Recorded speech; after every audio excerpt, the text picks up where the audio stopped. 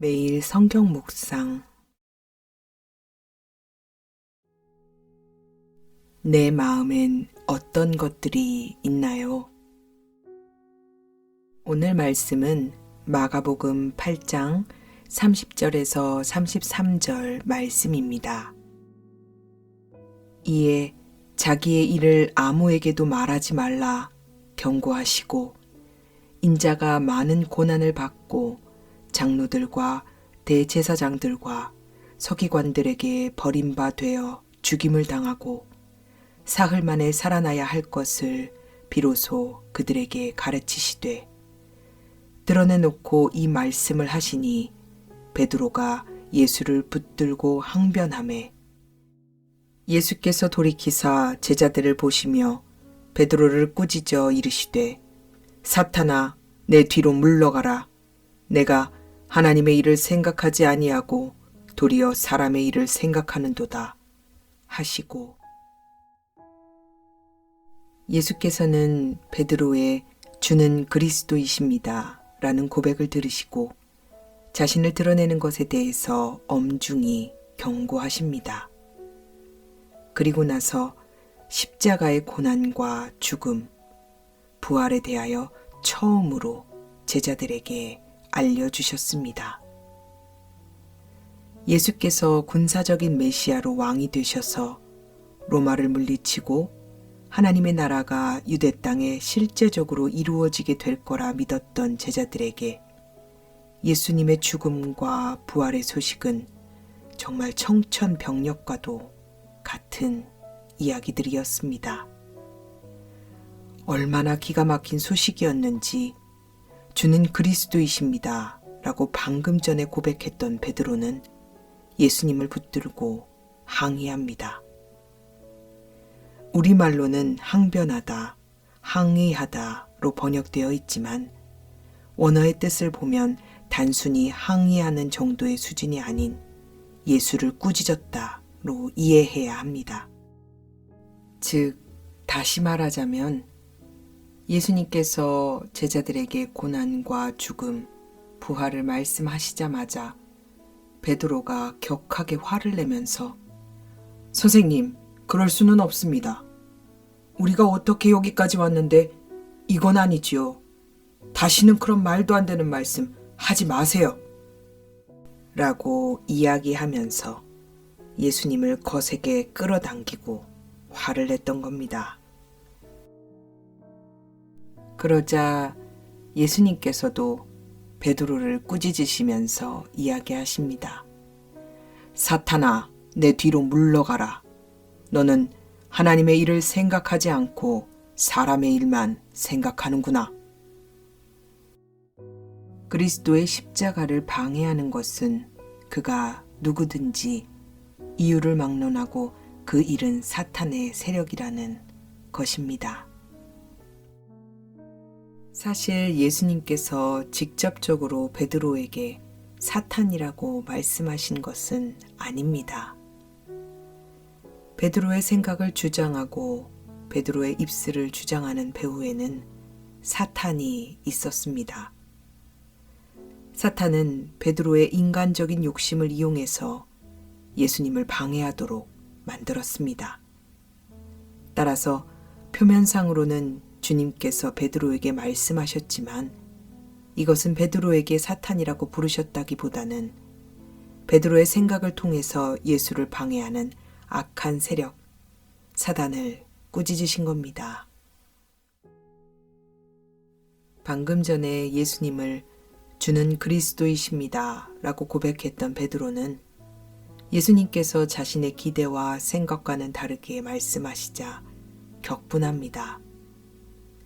사실 인간적인 마음에서 생각해보면 자신의 모든 것을 내려놓고 주님을 따랐건만 주님이 로마를 물리치기는커녕 죽게 된다고 이야기하시니 베드로 입장에서는 화가 날 만도 했습니다.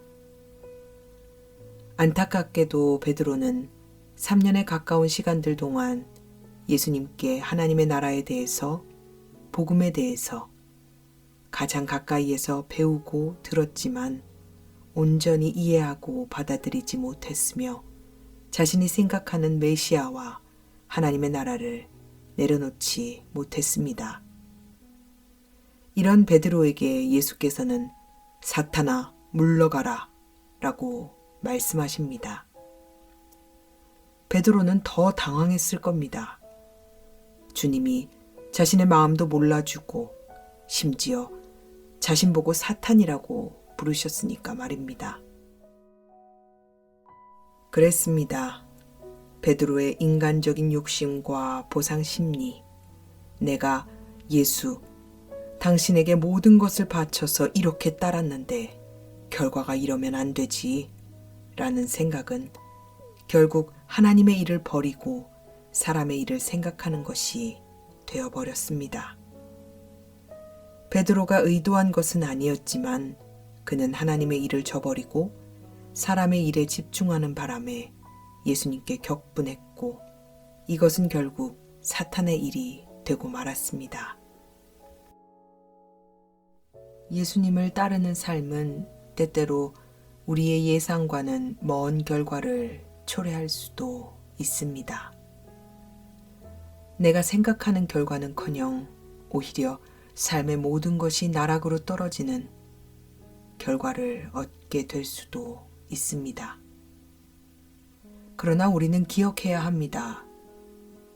반드시 그것이 끝이 아님을, 우리에게는 부활이 있음을 기억해야 합니다. 그렇지 않다면 나의 욕심이, 보상 심리가 오히려 예수의 길을 가로막고 예수를 붙들고 항의하는 사단의 도구가 될 수도 있다는 것을 우리는 알아야 합니다. 나의 본심이 그렇지 않았다 해도 결과적으로는 그런 의도로 쓰일 수 있다는 겁니다. 우리는 항상 우리의 마음을 살피고 나의 의도를 주님 앞에 비춰봐야 합니다. 주님의 말씀 앞에서 나의 마음을 들여다봐야 합니다. 내가 어떤 마음으로 예수를 따르고 있는지, 말로 다 할 수 없는 은혜의 구원을 주신 주님께 보상을 요구하는 심리로 당신을 따라가겠노라고 이야기하고 있지는 않은지 끊임없이 살펴봐야 합니다. 사랑하는 하나님, 나의 마음을 주님의 말씀 앞에 비추어 보기를 원합니다. 내가 나의 욕심과 보상 심리를 가지고 주님을 따라가고 있지는 않은지요. 내 욕심과 보상 심리 때문에 주님의 가르침은 모두 잊어버린 채 내 생각에 렌즈를 끼우고 모든 것을 바라보고 판단하고 기대하고 있지는 않은지요. 주님, 구원보다 더 큰 은혜는 우리에게 없습니다. 나의 욕심과 보상 심리를 주님 앞에 내려놓고 진짜 제자로, 진짜 사랑하는 자로 주님을 따라가기를 원합니다. 주님, 우리를 불쌍히 여겨주시사 온전하지 못한 것들 다 내려놓고 주님을 사랑하는 자로 살아가게 하옵소서. 은혜에 감격한 자로 감사하면서 주님을 따라가게 하여 주옵소서. 거룩하신 우리 주 예수 그리스도의 이름으로 간절히 기도합니다. 아멘.